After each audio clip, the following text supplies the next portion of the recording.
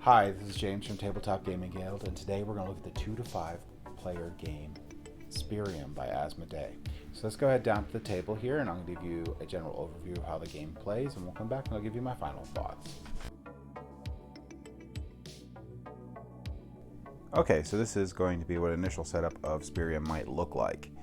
Now I have it set up for a 5-player game, and what you're going to do in the game of Spyrium is you're going to try to get as many points as possible through the purchasing of different patents, which are going to have a point up in the upper left hand corner.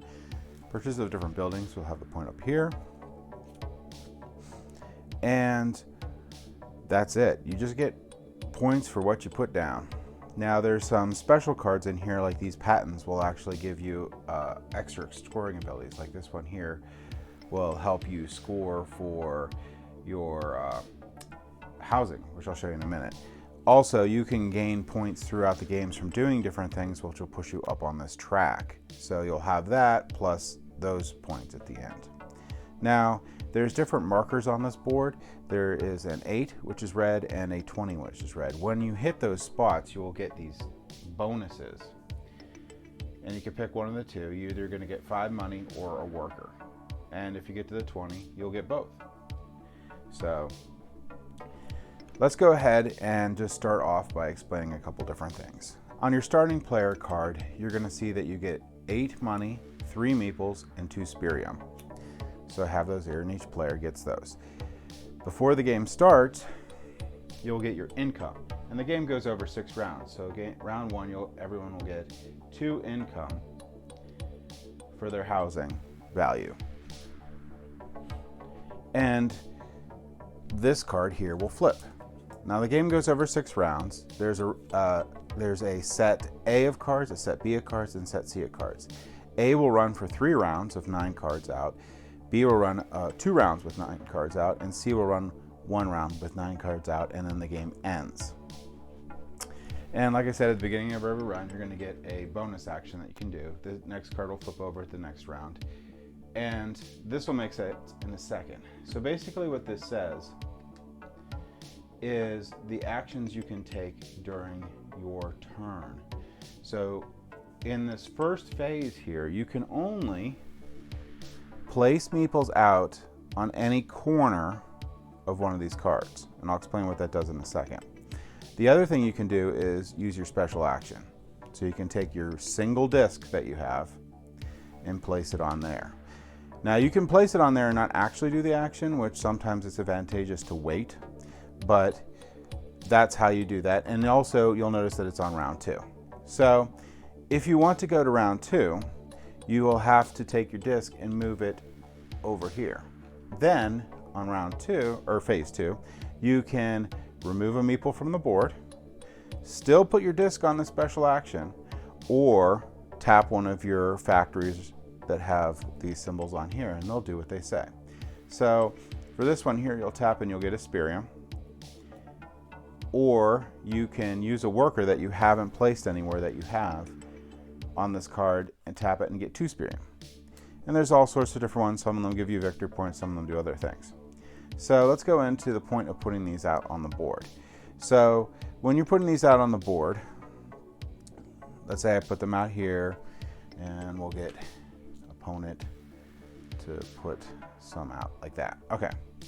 So what this is saying is that when I get to the point when I'm ready, because it is you're going around in turns, so you might actually want to jump the gun before you put everyone out to be able to take meeples from the board so you can be the first one to do it.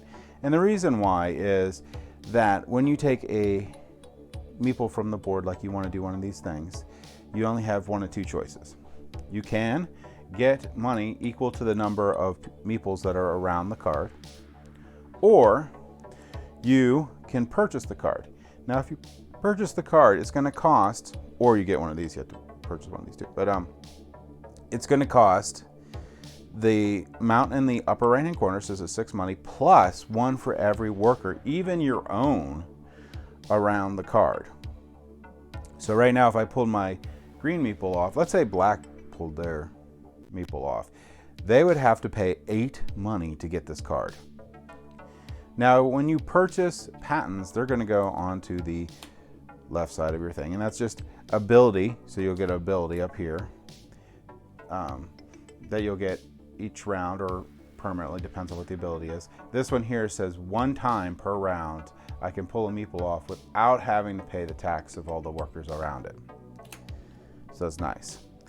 And I also get I actually get 1 victory point at the end of the game for what I'm up on the housing track, which is nice, up to 7. Now, if I build a building and place it here, I have to pay for land plots. The first land plot's free. The second one's going to cost 1 money. So the next building I build, if I build one here, to place it, I'm going to have to pay 1 money plus all the other money that I paid to place it. And that'll continue on. It just goes up 1 each time. Now, if, let's say, this building is bought, and these 2 meeples didn't get to do anything, they're hanging out of nowhere land, they are still spent, but they get returned to that user. So they can't use them for a player. They can't use them for anything else. So there's a lot of strategy in making sure that doesn't happen, and there's a lot in trying to get that to happen to other players. The other places that are available on the board that are neat are going to be these ones. Now you're going to put out tokens, which are random, equal to the number of players minus 1. So 5 players, we put out 4 of them.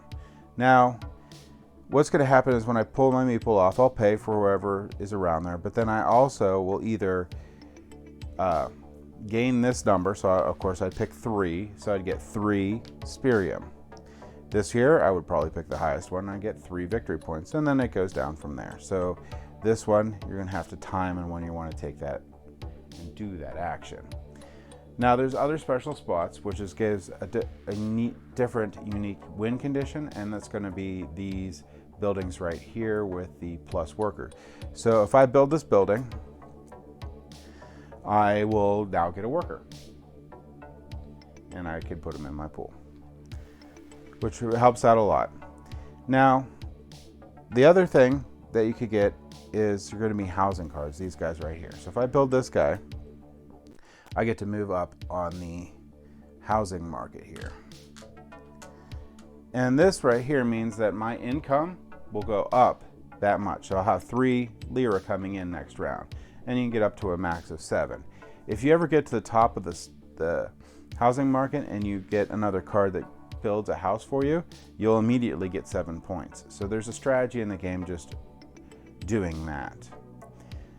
Now, that's a general idea of how you're going to be playing this game. You're going to be going through each of the rounds, up to 6 rounds. You're going to finish off wherever you're on this track, then you're going to add up these points, and then if you have any patents, you'll add those up. Spyrium and money don't matter. It's just these points. Now, unless you get patents for it. So this is one of my favorite games. It's a great worker place it game. There's a lot of strategy in this game, if you haven't seen yet, in where you place your workers, when you pull your workers, when you manage as phase 1 and phase 2. Once you go to phase 2, you can never go back to phase 1. This one's really nice because it actually lets you jump into phase 2 early, potentially, and then use your disc here to place another worker in the future. So you can actually start pulling your workers early, a little safer. But there's other ones. Like this one, you pay 3 lira for 3 victory points, or 6 lira for 5 victory points. Or this one here, when you tap your card here, you can only do it once per round, but you can use this to put your disc in here to do it again. So the point that you're wondering might be, why am I making Spyrium if I don't get any points for Spyrium? Well, there's a patent for points, we can mention that, but the idea is you're going to get these factories. And these factories here are really nice because they let you spend your Spyrium that you've been getting to get to points. And if you have a lot of workers and a lot of Spyrium, you can get a lot of points. Now, the one thing I'll mention is money's a little tight in this game, or resources are generally very tight in this game. You can build over buildings, and you'll get a discount if you do, but remember, they have to match. If you're building a building like this, it has to match the type that you're building over. You'll get your discount, but you'll lose the points that were on the card. So keep that in mind. So the card that you build over top of is no longer going to score you points. But with it getting more and more expensive, building out further, it tends to be worth it to potentially build over some of your buildings.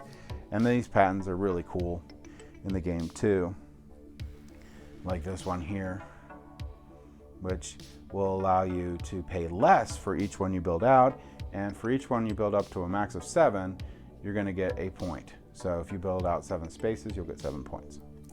So there's a lot to think of, and there's a lot of strategy in this game, and there's a lot into joining other workers there to make it too expensive, because it's public information how much money people have, to initially pull their worker off of there to purchase the building. Or you might be piling workers around so you can pull one off to get money or income that you desperately need to be able to purchase things. So there's a lot to think about. I didn't go over all the rules. This is general gist of the game. Let's go ahead back up to the table here, and I'll give you my final thoughts on Spyrium. I really love Spyrium. Spyrium is a wonderful game. I believe Spyrium is underrated, to the point where if you like worker placement games with a little bit of take that to it, and you can find this game at a reasonable price, I would definitely recommend picking it up. It's just so much strategy and so much fun, in the placement of your workers is extremely fun in this game. Unlike a lot of worker placements, you just do it and whatnot. This game here, there's a lot in it. Are you going to place your workers along with the other workers so you can pull it off and get more money? Are you going to try to place your workers in different areas that other players aren't going to place it necessarily, so that you can get your strategy going with the building you want for less money? Are you going to have to consider that the risk of going to certain places of being pulled away or taken from you, so that you may not be able to get anything else, or you may be limited to options you didn't want? There is a lot in that, and the fun portion of the game is twofold. It's in placing the meeples and then when to pull them off.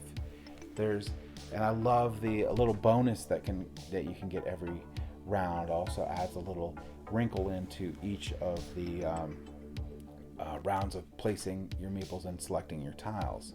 You also have your nice little engine that you can be building up down in your player board, that you may actually use your meeples towards that for production of Spyrium or changing Spyrium to money. So there is a lot to love in this little tiny box.